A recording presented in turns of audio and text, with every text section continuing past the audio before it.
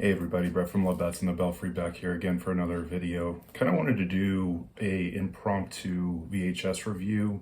The other night, Kelly and I watched Creepshow on VHS.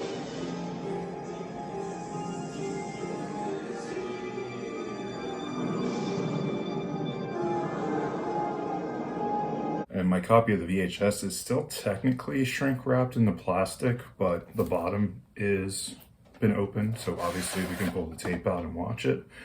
But yeah, Creepshow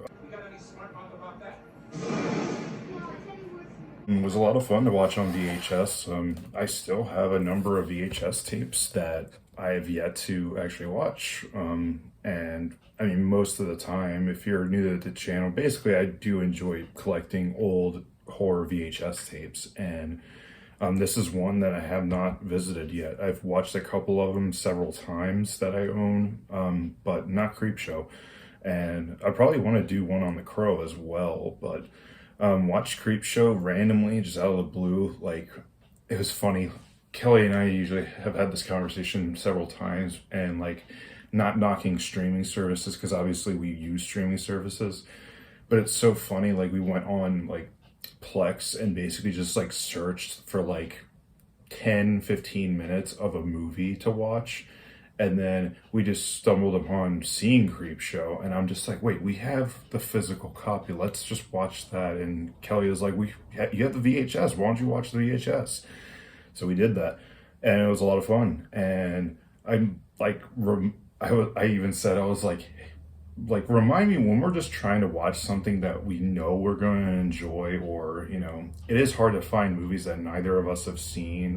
It's funny that it's like how long we'll stay on streaming services just scrolling aimlessly just to watch something. And like half the time, a lot of streaming services, like with horror especially, Netflix sucks with horror.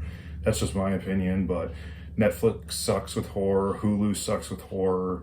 It's only if you have like AMC Plus or Shudder that it's like, if you're a big horror fan, those are the go-tos, because AMC Plus basically owns Shudder. So whether you subscribe to AMC Plus or subscribe to Shudder, you're gonna get your good horror fix. But it's just funny. It's like, I own a ton of like horror movies, and it's like, you know what, when we want something that we're going to enjoy, why don't we just look at all the stuff we have first before scrolling on streaming?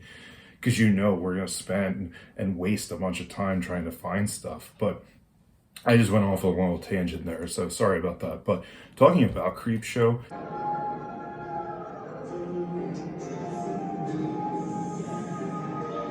it's funny how many times I've seen this movie and I forget how many shorts are in the first one. It's easy to remember for Creepshow 2 because there's only 3 and they're all pretty long. They're usually like close to half-hour long. And in this one, it's 5. And honestly, the last short, I don't really remember much at all. And most of these shorts are pretty memorable. Like, the first one is basically called Father's Day. And you have like Ed Harris dancing like a total maniac. He's like,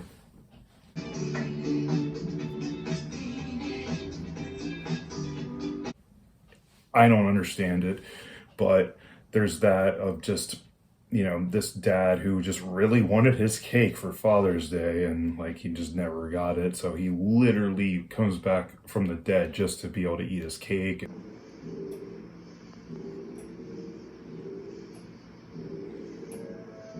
And freak out his family. I think it's pretty fun.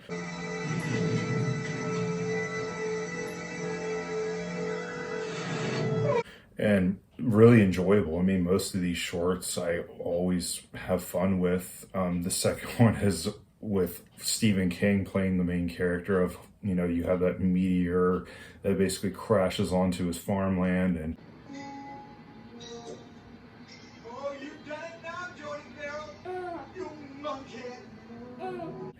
he doesn't know what to make of it. And then basically all this stuff just starts growing, and, you know, he just lives this very lonely life.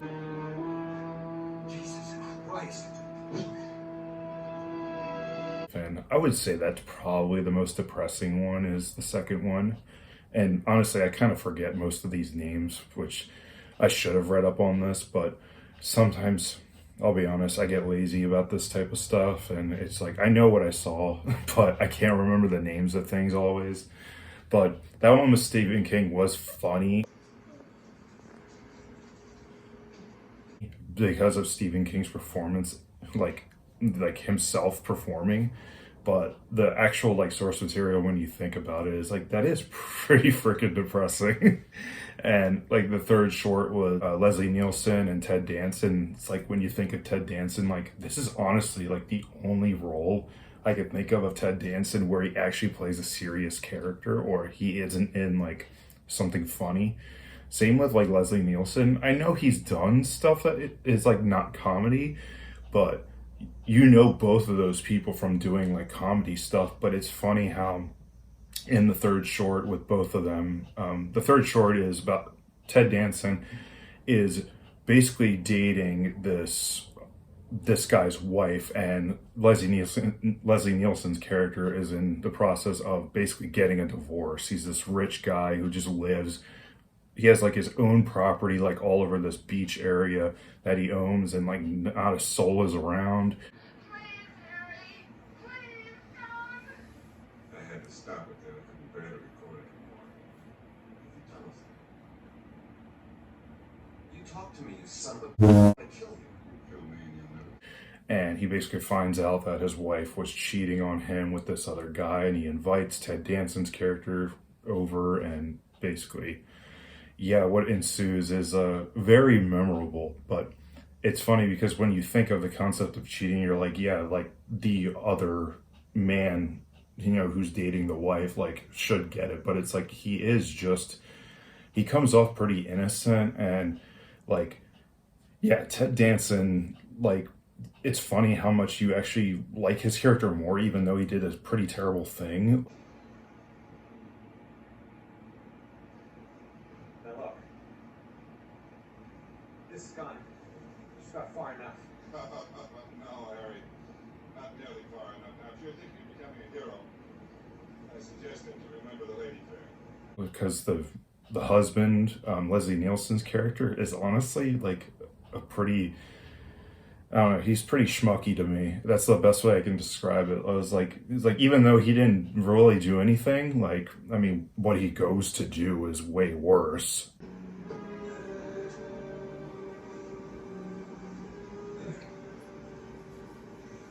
Sort of like being buried once a minute. Can't move your arms. Don't have any leverage. But you're like, you can't help it. You're like, this guy sucks. And, you know, of course, he lures Ted Danson's character out to the beach. He basically makes him get in this hole, and he buries him all the way up to only his head being above the water. And then, you know, he like somehow plugs his TV into his vehicle with this really long extension cord and shows this video of his wife in the exact same situation, like slowly drowning from the tide coming in. And this same thing happens to Ted Danson's character. When it all plays out, you're like, dang, this is a pretty depressing, like, short, but it has a happy ending to me.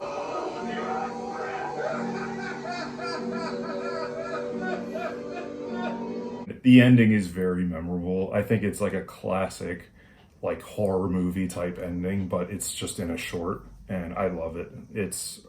It honestly, it is one of my favorites. The next short after that, the fourth one, is the one I actually remember the name of because it's just called The Crate.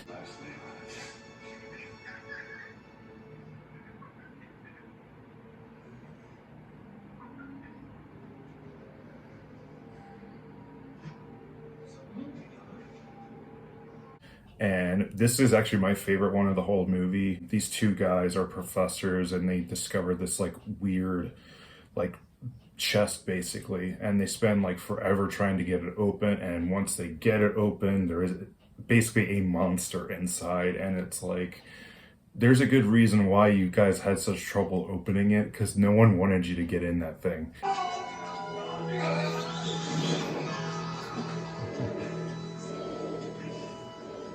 And what ensues is really funny. One of the characters just has this horrible nagging wife that is just probably the most Stephen King type character you've ever seen. Like if you watch like most of like the Stephen King adaptations, you always have like the total a-hole character, and the wife is this classic Stephen King character, and she definitely gets what's coming to her. I love it. It's a lot of fun.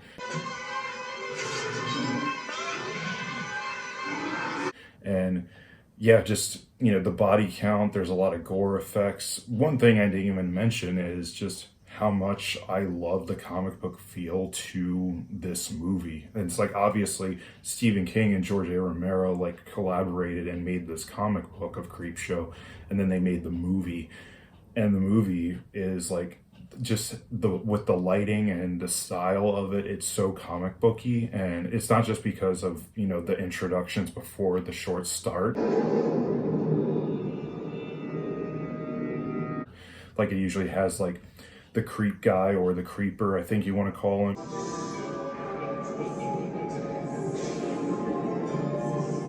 And, you know, of him like introducing and showing the name of the short, and then it kind of like shows the comic book, and then it goes into it.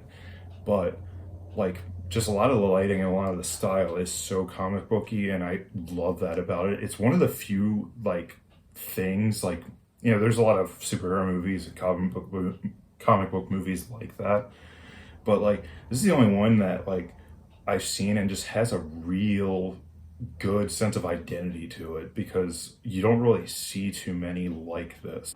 And I swear to God, if you ever touch There's a reason why people still talk about this movie.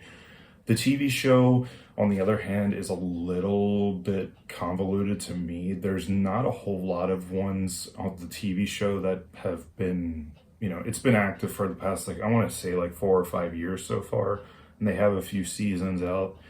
But there's not a whole lot of shorts in the Creepshow TV show that really work for me. Not a lot of them are that memorable.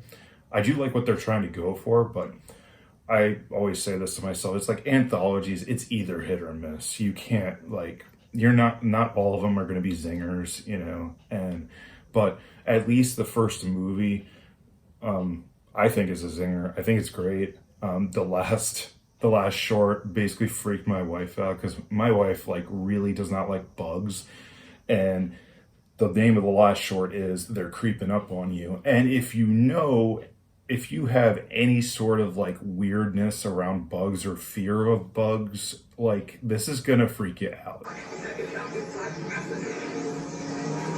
It's gonna, like, honestly, it might give you nightmares, because it is so real, of like, especially when you're just in your home or things like that, and like all of a sudden there's just like a weird bug in your house, and you're like, how the heck did that get in here? And, you know, it freaks you out, because you're like, there could be just more bugs in my house. And it plays off of like that fear. And this guy who's a germaphobe, who lives in this penthouse like suite apartment and is claimed to be bug free, and like he always has like a can of bug spray, and he has like this weird shoot thing, like if he blows his nose and he like puts a tissue in, it would just like suck it right through. And yeah, like this guy's totally bonkers, but in a way it's kind of justified. I kind of get it.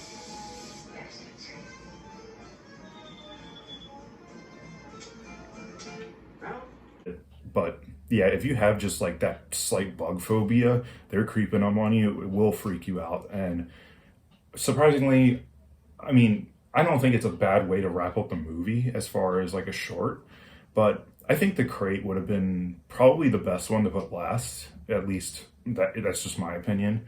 I mean, and all these are good. All the shorts are good, and I enjoyed all the shorts in Creepshow 2. Some people aren't super crazy about Creepshow 2. I think it's definitely more on the underrated side.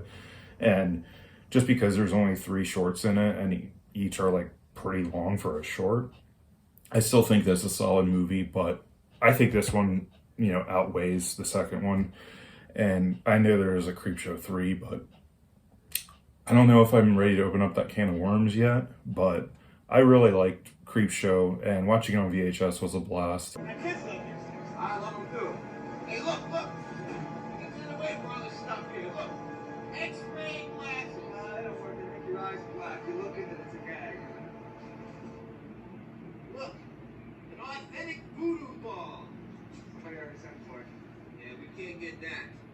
I don't really have a whole lot of negativity to say about Creepshow. I still think it is a blast. Even some of the subject material, as depressing as it is, it plays it off in a really silly way. And it's classic 80s horror. Like, if you don't like this movie, you probably don't like 80s horror movies. This is like just the embodiment of 80s horror in an anthology film. And so I really can't complain much else about this. So I'm going to wrap it up there. I hope you all enjoyed my VHS review. If you did, give me that thumbs up on the video, and I will see you in a future video. Bye.